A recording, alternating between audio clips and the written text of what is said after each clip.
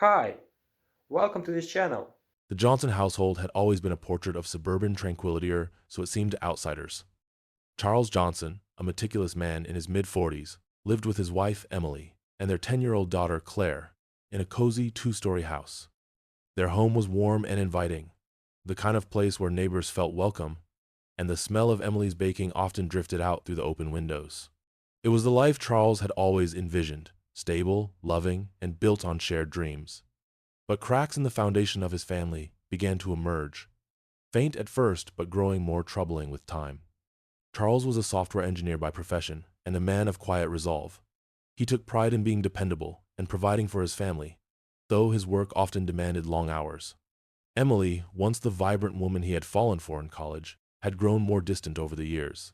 Lately, her laughter had a forced quality, her smiles a little too sharp. The change was subtle. At first, a new wardrobe, late-night book club meetings that stretched into the early hours, and a phone that was always close at hand, locked behind a password Charles didn't know. These shifts unsettled him, but he convinced himself they were just part of the ebb and flow of marriage.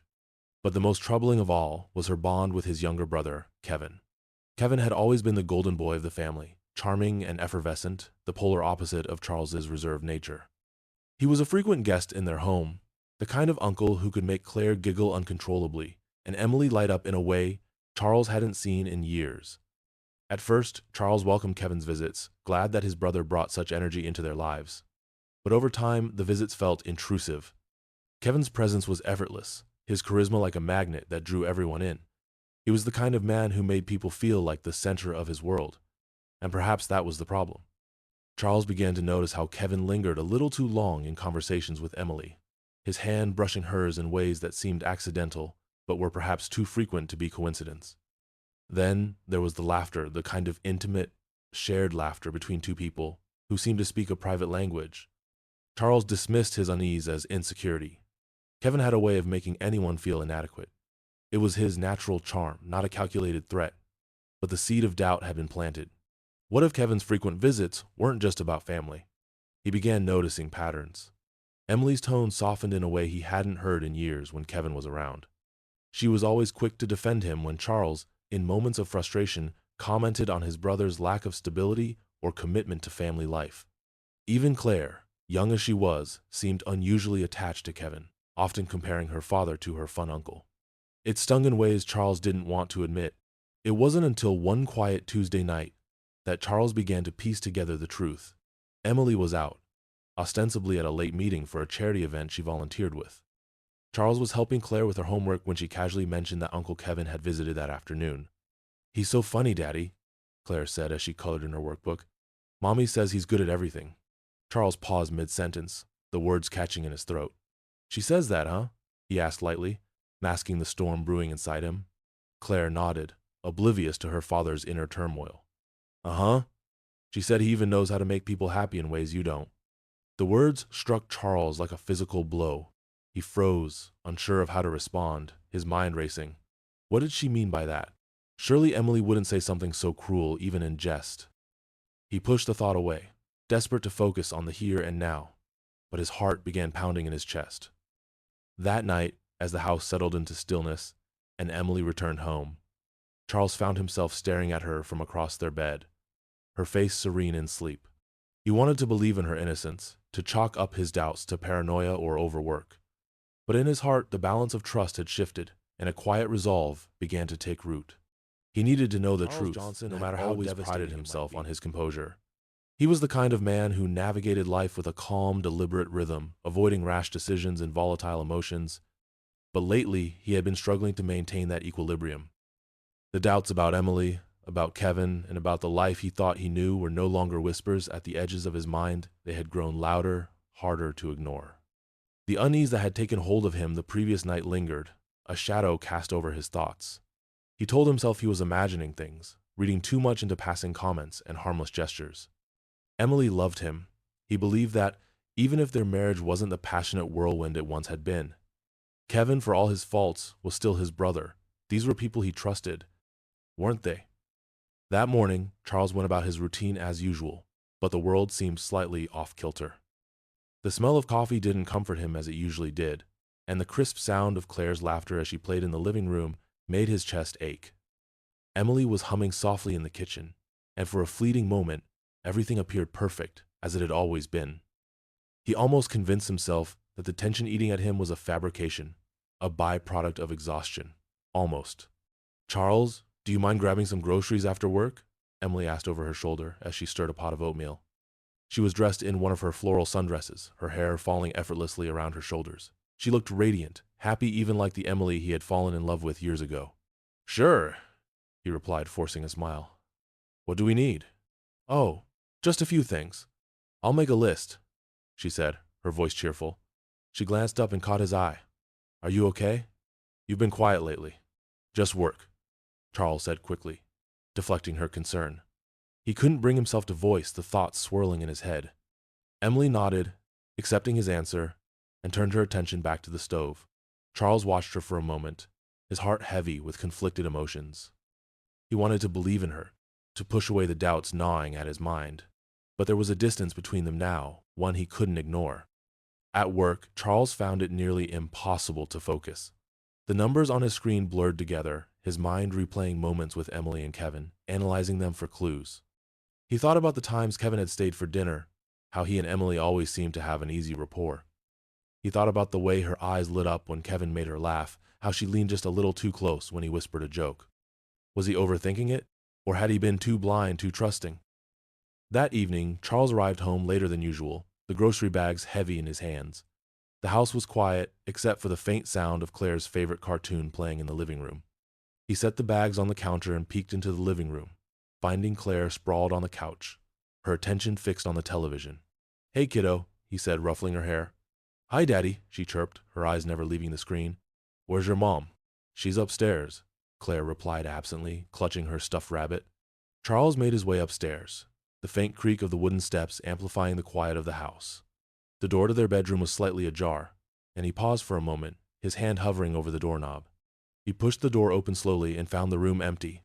Emily's perfume lingered in the air, a subtle mix of lavender and vanilla. The bathroom door was closed, the sound of running water faintly audible. He was about to leave when something caught his eye phone on the nightstand. Emily's phone. Charles hesitated, his pulse quickening. She never left it unattended, not since she had started locking it. His fingers itched to pick it up, to unlock it and search for answers. But he couldn't bring himself to cross that linen knot yet. Instead, he left the room and went back downstairs, his mind racing. The sense of unease had grown, a palpable weight pressing down on him. Later that night, after dinner, Charles settled into his armchair in the living room while Emily tucked Claire into bed. He tried to lose himself in the book he'd been reading, but the words failed to hold his attention. The sound of Emily's laughter drifted down the stairs, soft and musical, as she said goodnight to Claire. When Emily returned to the living room, she seemed lighter, carefree. "I'm going to have a quick chat with Claire," she said, smiling. Charles nodded, pretending to focus on his book as she disappeared back upstairs. But a strange compulsion drew him to follow her. He couldn't explain it, but something about her demeanor felt off. As he approached Claire's room, the door was slightly ajar. He paused outside, intending to knock, but the sound of their voices stopped him. "Your father is very weak in bed," Emily said, her voice low but distinct. Charles froze, the words slicing through him like a blade. "Don't choose a man with your father's temperament," Emily continued. "Your uncle, well, he's much better in bed. He can do it 3 times in a row." The air rushed from Charles's lungs, his heart pounding in his chest. His world tilted as the weight of Emily's words crushed him. The door creaked slightly under his hand, but he didn't push it open. He stood there, his entire being consumed by disbelief and fury. And just like that, the foundation of his life, the trust, the love, the family he had built shattered his door. The weight of Emily's words reverberating in his mind. His heart thudded loudly in his chest, the sound drowning out the faint murmur of the cartoon playing downstairs. He stepped away from the door on unsteady legs, his thoughts churning into a hurricane of disbelief, humiliation, and a growing, blistering anger. As he descended the stairs, his grip tightened on the banister, his knuckles whitening. Emily's words were a venom he couldn't unhear, corroding the foundation of the family he had devoted his life to. By the time he reached the living room, fury coursed through him, and his measured composure began to crack. Emily came down moments later, her expression serene, as though the world was as idyllic as it had always appeared. She noticed him standing rigidly near the fireplace, his shoulders squared, his face an unreadable mask. "Everything okay?" she asked, her voice breezy as she smoothed the fabric of her blouse. Claire finally settled down. Charles stared at her, the firelight dancing in his dark eyes. "Do you think I'm a fool, Emily?" he asked, his voice calm but laced with an undercurrent of steel. Her steps faltered. "What?" She tilted her head, feigning confusion, but he caught the flicker of unease that crossed her face. "Do you think I'm stupid? Blind? That I don't see what's been happening under my own roof?" Charles's voice rose with every word, the pain and betrayal erupting from him, like a long-contained volcano. Emily's brows furrowed as she tried to regain control of the situation. "Charles, what are you talking about? You're acting ridiculous." "Ridiculous?" He laughed bitterly, running a hand through his hair. "Ridiculous is overhearing my wife tell our daughter that her uncle-me brother is better in bed than her own father. How about that, Emily? Is that ridiculous enough for you?" The color drained from Emily's face, her calm veneer shattered in an instant. "Charles, that's not what you think. Don't insult me by lying again," he snapped, his voice sharp enough to cut glass. "I heard everything, every single word." Emily opened her mouth to respond, but no sound came out. Her eyes darted to the side, her mind racing for an escape. "You're twisting this into something it's not." "Am I?" Charles stepped closer, his towering presence bearing down on her. "Then tell me, Emily. Tell me how that wasn't exactly what it sounded like. Tell me what else you and Kevin have been doing behind my back." Her lips quivered as she struggled to maintain her composure. "You're overreacting. Kevin is family. We're close, yes, but there's nothing inappropriate happening. Do you think I'm an idiot?" His voice cracked with the weight of his anguish. "I've seen the way you look at him, the way you light up when he's around. Do you have any idea what it feels like to stand there, invisible, while my wife and my brother share some secret world I'll never be a part of?" Emily's eyes glistened with tears, but Charles didn't waver. He took a step back, his fists clenching and unclenching as he fought to contain the storm within. "You think you've been clever, don't you? Hiding in plain sight. But it's over, Emily. I'm done pretending I don't see what's right in front of me." "What are you going to do?" she asked, her voice trembling. He stared at her, his expression cold and resolute. "I'm going to make sure the truth comes out, not just from for Claire. She deserves to know what kind of mother she has." Emily's tears fell freely now, streaking her cheeks as she shook her head. "You can't drag Claire into this, Charles. Please. She's just a child." "Then you should have thought about that before you started dragging my brother into our bed, whether literally or figuratively," he spat. "You didn't just betray me, Emily. You betrayed her too." Charles turned away from her, his mind already working through the steps of his plan. The fire of anger had burned away his initial shock, leaving behind a cold, calculated determination. He knew he couldn't confront Kevin outright, not yet. He needed to be strategic, to gather undeniable proof that would strip away the lies and force both of them to face their betrayal. The next morning, Charles rose before dawn, his sleepless night spent sketching out every detail of his plan. He began by installing discrete recording devices in key areas of the house's study, the living room, even the dining room. They were tiny, easily concealed, and would capture every whispered word, every stolen glance. Then he decided to call Kevin, inviting him over for dinner that weekend. It was risky, but necessary. If there was any truth to Emily's denial, their interactions would prove her innocence. But if his suspicions were correct, the facade would crack under the pressure of proximity. As he moved through the day, Charles felt a grim sense of purpose. His anger, while still present, had transformed into a tool he could wield with precision. He wouldn't let this destroy him, not without a fight. That evening, as Emily moved about the house in tense silence, Charles watched her carefully. Every movement, every word was now a clue, a piece of the puzzle he was determined to solve. And when she tried to meet his gaze, he looked through her, the warmth in his eyes replaced with a steely resolve. In his heart, Charles mourned the life he thought he had, the love he had once believed unshakable. But in its place, a new clarity Emmergeda resolved to uncover the truth, no matter how painful it might be. As the weekend drew closer, he prepared for the dinner that would bring everything to light. His mind was sharp, his plan methodical. Charles knew there would be no going back after this. The truth, once revealed, would either break his family apart or force them to confront the darkness that had taken root in their lives. The storm was coming, an air of unease that seemed to permeate the Johnson household. Emily moved about the house in a state of tense distraction, her usual grace and confidence replaced by a nervous energy she couldn't quite hide.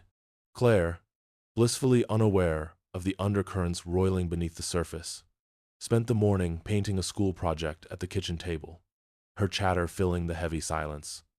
Charles had spent the day meticulously preparing for the dinner that would either confirm his worst fears or unravel the lies he'd been living with. The recording devices were in place, strategically hidden in the dining room and living room. He had tested each one twice, ensuring nothing could escape their reach. Now, as the clock ticked closer to 7, he found himself pacing the living room, his mind racing with every possible scenario. Emily finally broke the silence, stepping into the room with a forced smile. "Dinner's ready," she said, her voice too bright. "Kevin should be here any minute." Charles nodded without meeting her gaze. "I'll set the table."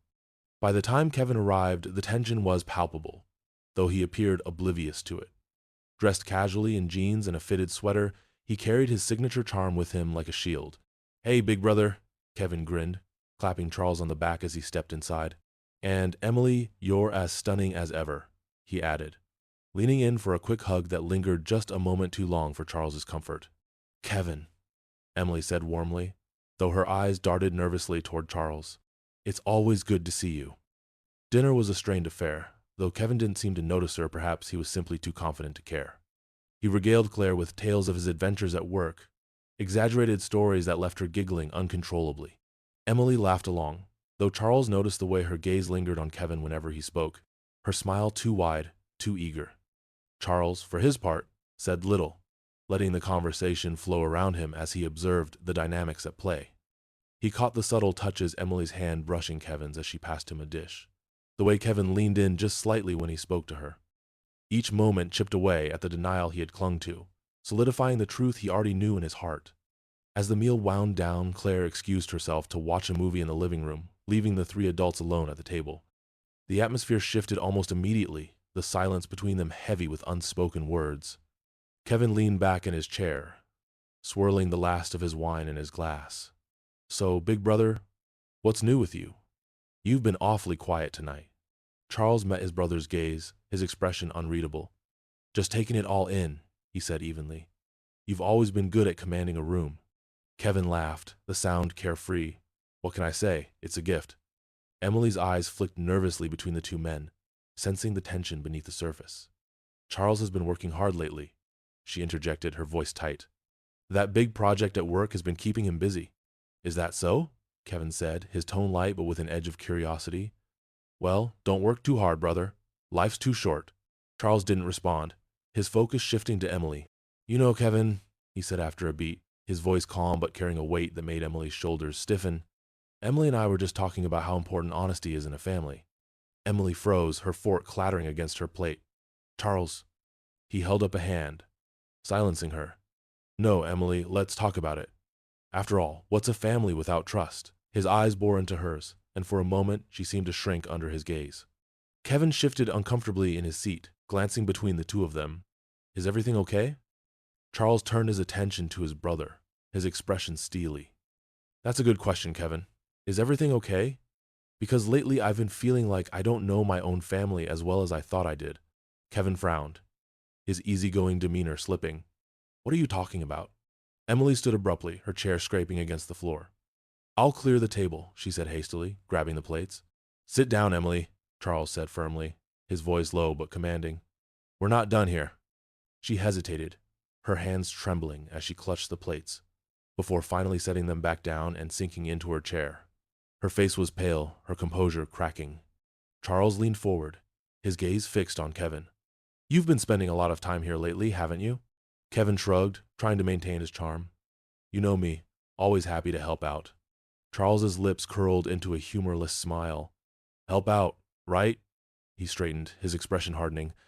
"Let me ask you something, Kevin. What do you think it would do to Claire if she found out that her mother and her beloved uncle had been betraying her father?" The room fell into stunned silence, the weight of Charles's words crashing down like a thunderclap. Emily's breath hitched audibly, her eyes wide with panic, while Kevin's face flushed with indignation. "Charles, you've got this all wrong," Kevin began, but Charles cut him off. "Do I?" Charles's voice rose, years of suppressed anger and betrayal spilling out. "Because I'm pretty sure I don't, and I have the proof to back it up." Kevin's eyes narrowed, his confidence faltering. What proof? Charles reached into his pocket and pulled out his phone, holding it up like a weapon. I've recorded every word, every interaction. It's all here. The lies, the betrayal, the disgusting things you've both done behind my back. Emily gasped, her face crumpling as tears spilled down her cheeks.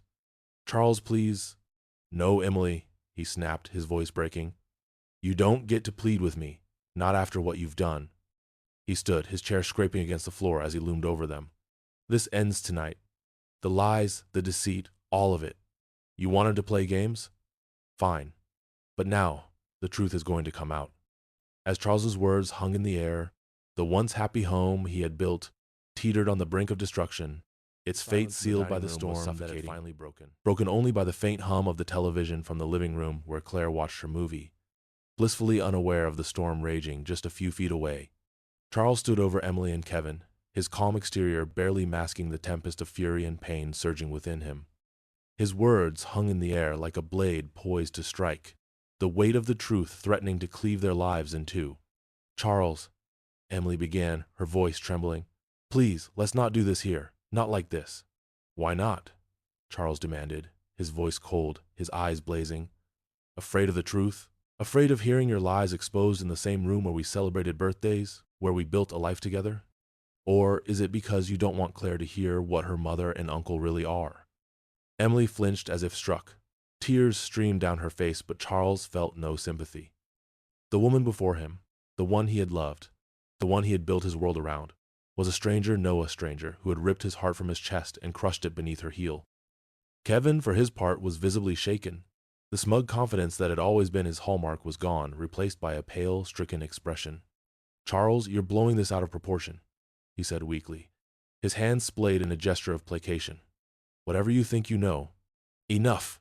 Charles barked, his voice echoing off the walls.